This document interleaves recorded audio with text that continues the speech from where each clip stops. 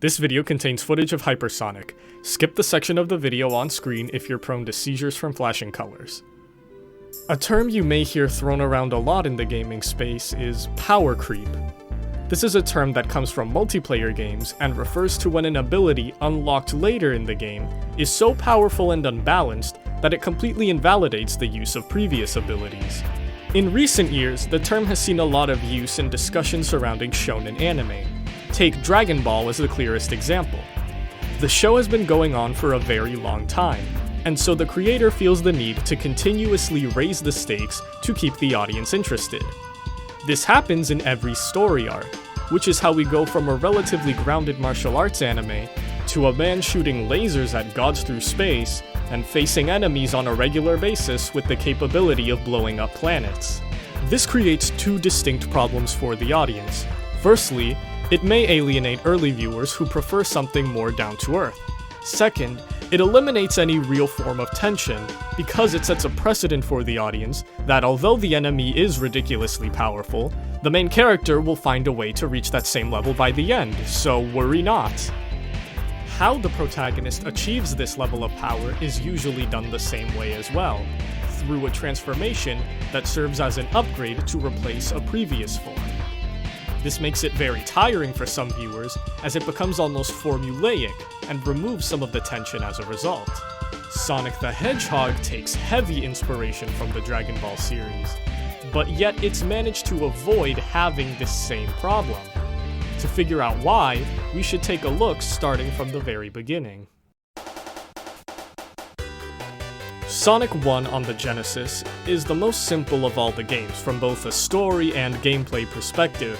It's about a speedy hedgehog trying to save his friends from a mad scientist who is capturing animals and polluting South Island with his industrialist goals. It's a very low-stakes adventure, but still has enough on the line to make it feel impactful. Even down to the character's abilities, it's still relatively grounded. Other than running fast and rolling into a spiky ball, Sonic doesn't really have any other abilities. Eggman's badniks are simple based on animals, and the boss fights seem like he just slapped them together before Sonic arrived.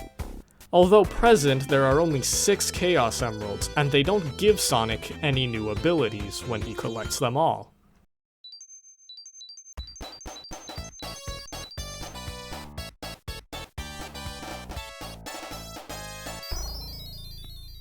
In Sonic 2, things have already gotten a lot more intense. Now Sonic's followed Eggman to West Side Island and befriended Tails. Right off the bat, Eggman is a lot more experienced, as the boss fights are all unique contraptions made specifically to kill Sonic, and there are much more dangerous badniks this time around. The elephant in the room here is the Death Egg. In just one game, we've gone from stopping pollution to crashing a space station the size of a small moon. And you may ask yourself, how would a 3-foot-tall hedgehog ever hope to handle a threat like this? With all 7 Chaos Emeralds, Sonic draws upon those Dragon Ball influences and becomes a golden force of nature. Not only is it cool for the lore, but it's an amazing gameplay reward for collecting all of the emeralds. As all of you already know by now, Super Sonic has become a staple in the series, appearing in almost every game after this. But it could have gone a very different direction after Sonic 2. In Sonic 3, Sonic is once again tasked with stopping the Death Egg. Likewise, he can become Super Sonic with all the emeralds. However, Sonic 3 is only half of one game. Due to time constraints, the first half was sold as one game, while the second half was sold separately later that year. The games can combine into one singular experience, but this created the conundrum of how the developers would handle Super Sonic. To stop players from steamrolling through the second half of the game as Super Sonic, the Chaos Emeralds are taken away from you at Mushroom Hill Zone. This created another problem, where players would maybe feel that playing 14 special stages just for the reward of Super Sonic again would be pretty underwhelming. So the developers created Hypersonic. He flashes the colors of the Super Emeralds to show his raw chaos energy.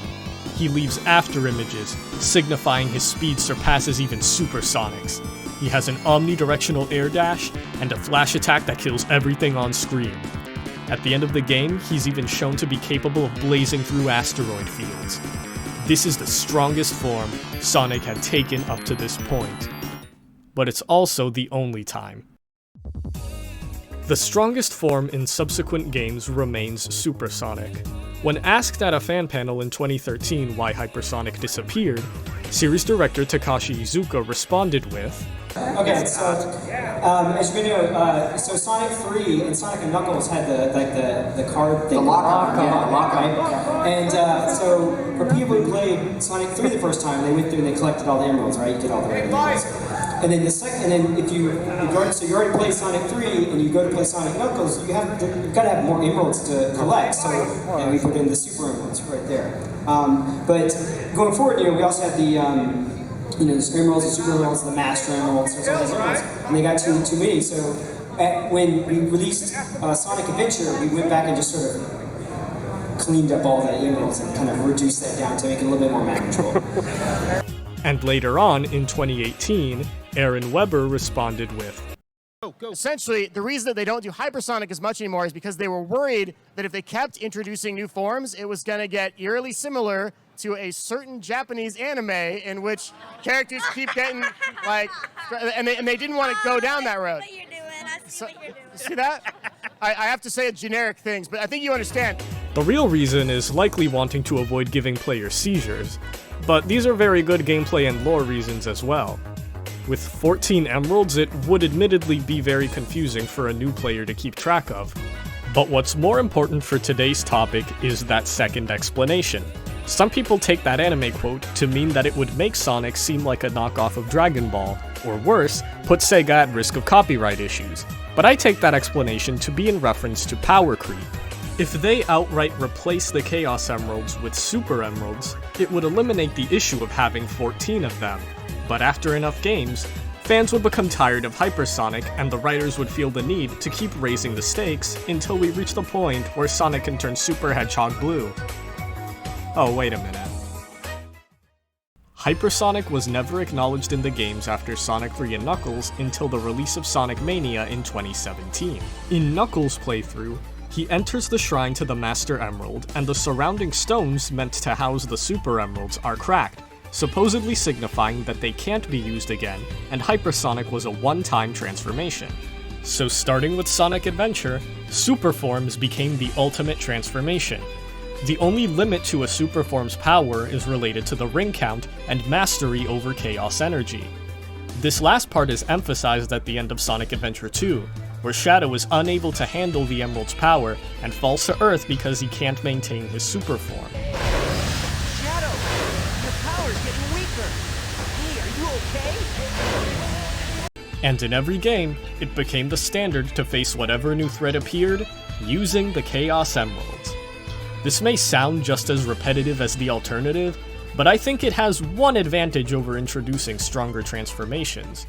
In shonen anime, these transformations are usually something that the characters can activate at any time they please. In Sonic, Super Forms are only accessible with the full collection of emeralds.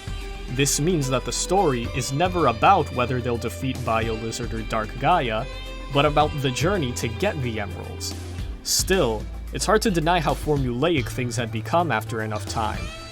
And Sonic Team themselves recognized this fact, leading them to have a brilliant idea.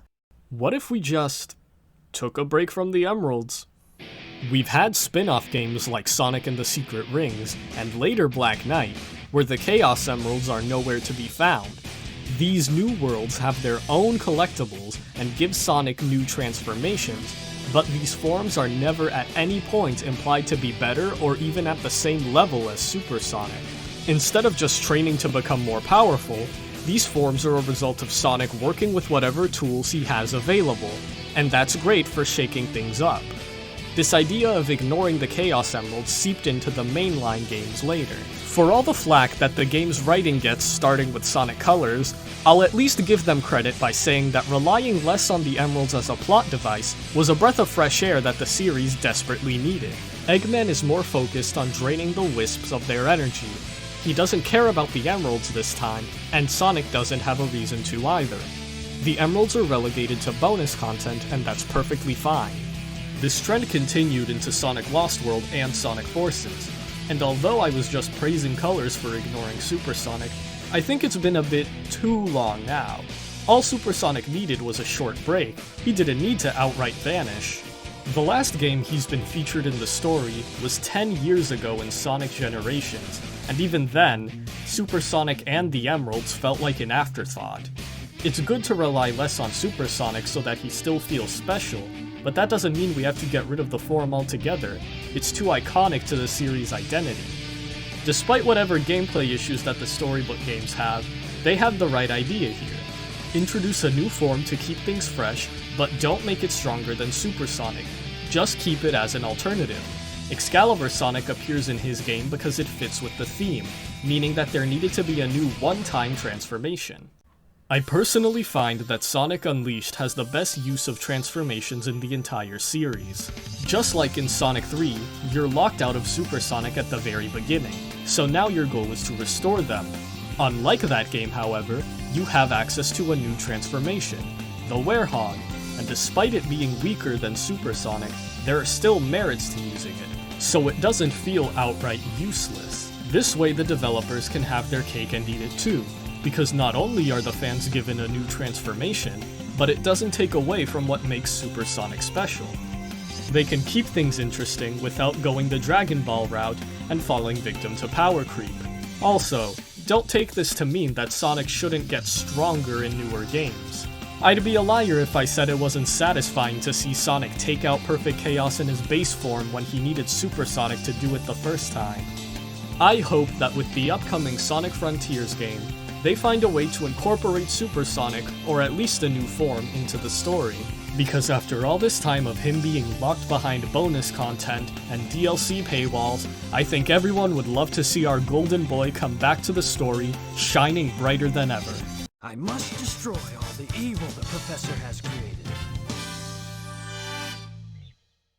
Hey, if you made it this far, thanks for sticking around until the end of the video. Make sure to leave a like if you enjoyed watching because it took a lot of time to make this, and I'd love to hear your thoughts in the comments down below. Also make sure to subscribe for more content like this in the future.